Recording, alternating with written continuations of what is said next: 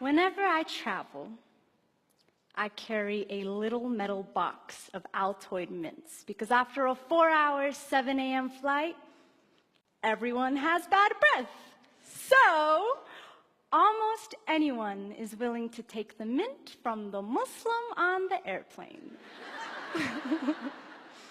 And I know I've been successful when my neighbor turns and asks, "So, what's your name?" You see, even if there was an elephant in the room, I'm still the elephant in the room. Yeah, when an elephant offers you mints on an airplane, I'm fully aware that it's not always easy to accept. So when the courageously curious do pop the "what's your name" question, I try to make it worth their while. My name is Amal. It means hope in Arabic. Most days, my name is waitress at my family's Damascus restaurant, full-time university student and then some, pre-law, world traveler, 11 countries. My name is I've performed poetry in 8 of those countries. International spoken word poet, unapologetic Muslim woman, Syrian, American, hijabi, activist, social justice advocate. My name is writer, teacher, Colorado born, mile high baby. But at the airport, my name is random search. And on the street, it's terrorist, sand nigger, raghead, oppressed, and on the news, it's ISIS, jihadi, suspect, radical. My name is could your Muslim neighbor be an extremist? My mama, who wears the hijab, the Islamic headdress, is often referred to as go back to your country. But she's from Iowa.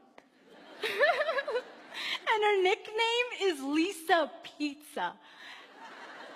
And it does not take more than a couple questions to figure out that her country is the Council Bluffs cornfields. But how would someone know this without asking? They say the shortest distance between two people is a story. Well, I elaborate on that to say that the greatest distance you can travel in the shortest amount of time is by asking someone their name. The way we name ourselves is a reflection of who we are. Our declarations, family histories, the things we believe, the morals we abide by, our homes, cultures, transformations. Like a Muhammad turned Mo, or a Lisa Pizza turned Iman.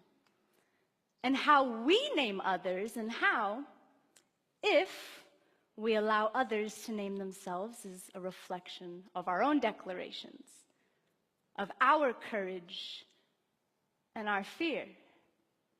The malleability of a person's story must be self-determined, coming from the lips of the storyteller, not the anchorman, not the megaphone, not even the scarf on her head or the melanin in his skin, because no one can speak the names of billions in one breath unless it's in prayer. And oftentimes when we generalize, it isn't because we're praying. And when we don't ask someone their name, we're not asking for their story. In the world of mass media and rampant misinformation, it is hard for anyone, including myself, to deconstruct all these terrifying stories that we hear. And sometimes, instead of isolating them, individualizing them, we tend to paint a group of people with a broad brush, until suddenly, everyone with a hijab on is a raghead that needs liberating. Or everyone with white skin is a racist cracker. Or everyone with black skin is a fatherless nigger. Or everybody who looks like my father is gonna blow up the airplane. Or if the killer had a light complexion, he's just a mentally fragile lone wolf. And we come to this point where we feel like we don't even need to ask people their names because we already gave it to them. In Europe right now, a monumental name change is taking place that has completely transformed a humanitarian responsibility. Countries are deporting refugees. But when you watch news coverage, these refugees are being referred to as migrants. Because let's face it, deporting migrants sounds way more reasonable than deporting individuals who have been forced to flee their country because of persecution, war, and violence. The United Nations definition of refugee.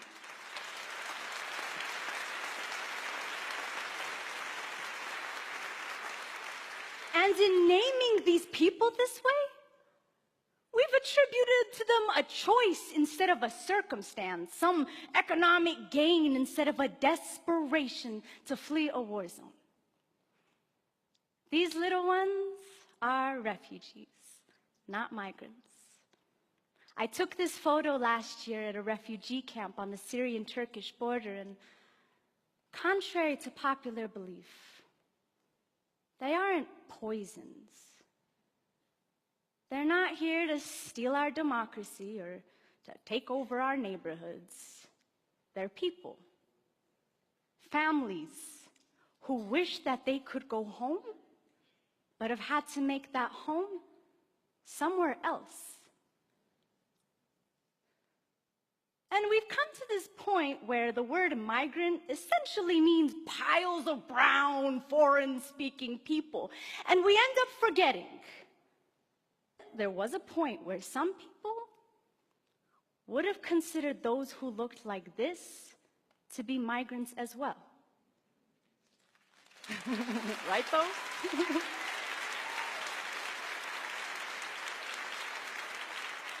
And it is in this forgetfulness that we assume, monopolize on people's stories, attribute their race, social class, religions, clothing to the names that we chose for them. Terrorism is a fine modern-day example, unfortunately. In the past few years, so much violence has just spread across our country. But when you watch the news, there's always a specification as to whether or not terrorism was involved, which I think we all know means the killer looked like this, which he's a babe, which must mean that the killer, of course, pledges his allegiance to this, right? But correct me if I'm wrong, news coverage does in fact tend to be a little different when the terrorist looks like this.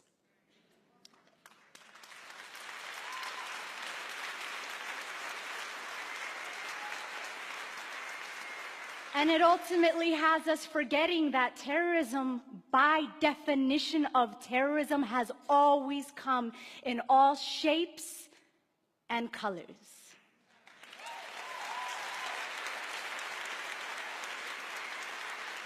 And what happens when we confine certain names with certain depictions, wrongfully excluding some and including others? We end up caging masses of people under a name that says dangerous, even if they're nowhere near it. Like when we say thug instead of 17-year-old black child. When we say alien instead of immigrant. When we say lazy poor people instead of unequal wealth distribution. When we say bomb instead of clock.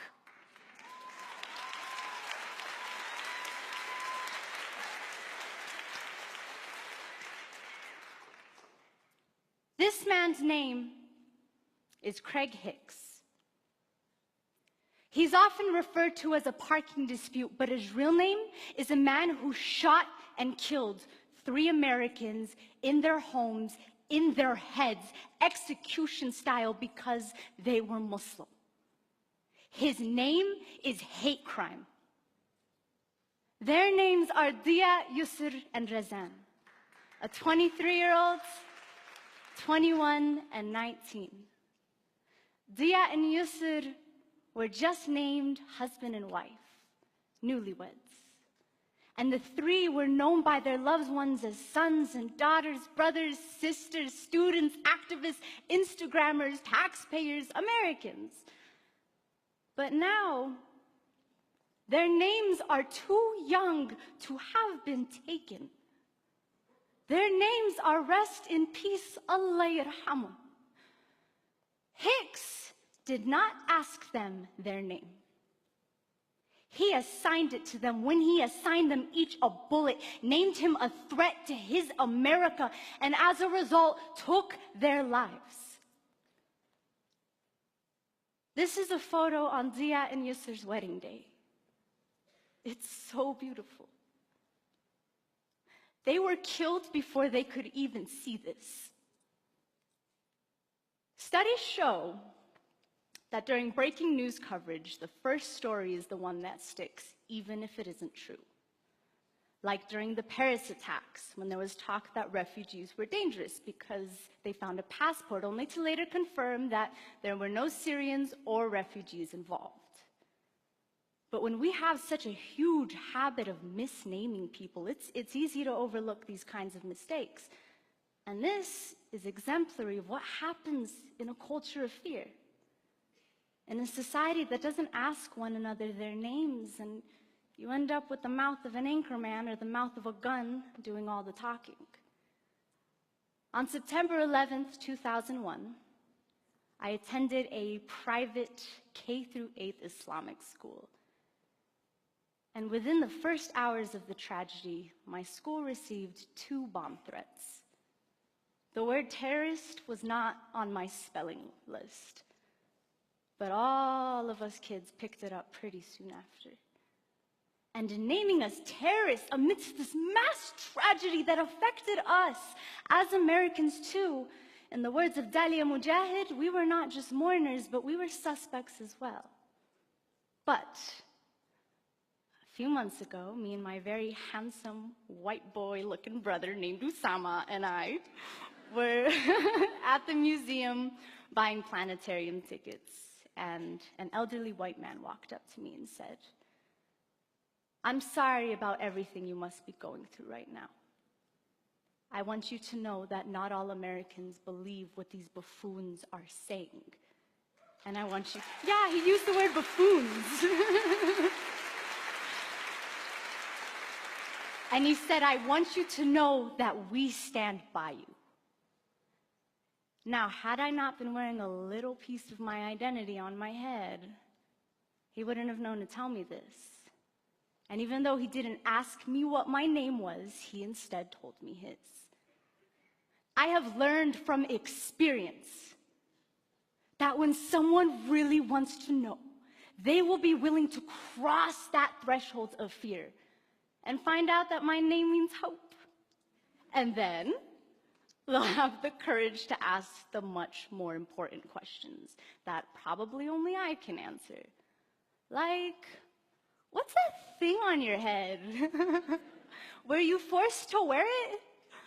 Are all Muslims really violent people? Does the Quran really say to kill all of us? Can you please tell me what's up with ISIS? And these questions, though seemingly uncomfortable, are how I know that I have been humanized, and are how the courageously curious know that really, I'm only as scary as the silence fear festers in. Upon meeting someone new, we ask their names. We do not assign it to them. And with that name, we are given ancestry, bloodlines and dialects, books and poems, perspectives, wars, struggles, and survival stories. What's your name is such a short distance to cross. But when you ask me, ooh, buddy, I'm gonna take you from Kuala Lumpur to Barcelona to Beirut. We're gonna go to Damascus, to Sydney, to Trinidad and Tobago. I will show you Mecca. My closet with 70+ international scarves, the graves of my 31 family members who've been killed in Syria, the coffee shop that I hang out at and do my homework. But we must have the courage to claim our curiosity, to go beyond anything we ever knew, anything we ever feared. But it takes two. The elephant who offers the mint, and the one who takes it.